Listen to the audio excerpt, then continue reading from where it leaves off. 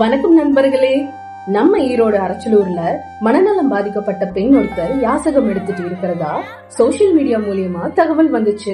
அவங்களோட சூழ்நிலையை தெரிஞ்சுட்டு ரெஸ்கியூ பண்ணலான்னு போனோம். அங்க போன அப்புறம் தான் தெரியுது அவங்க கொஞ்சம் ஆக்ரோஷமா இருக்காங்கன்னு. சரி ரைட்டு, இன்னைக்கு அடி வாங்க போறோம்டான்னு நினைச்சோம்.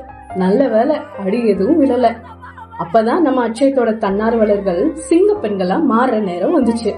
விமன் போலீஸோட சப்போர்ட்ல நம்ம விமன் வாலண்டியர்ஸ் களமிறங்கி 1 hour கஷ்டப்பட்டு போராடி இவங்களை சாந்தமடைய செஞ்சாங்க.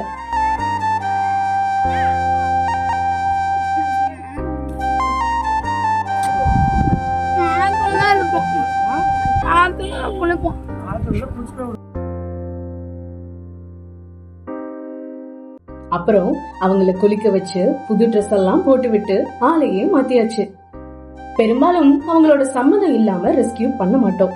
பட் அந்த ஏரியால நைட் டைம் குடிகாரர்களால பாதுகாப்பு இருக்காது. அதனால நம்மள பார்த்து பயப்பட்டு தற்காத்துக்கிட்டாங்க.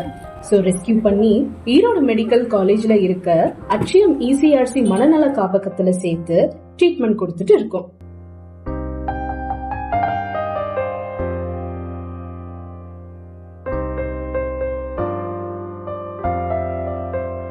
நம்ம இசிஆர்சி ஹோம்ல 30 மனநலம் பாதிக்கப்பட்டவங்க ட்ரீட்மெண்ட்ல இருக்காங்க.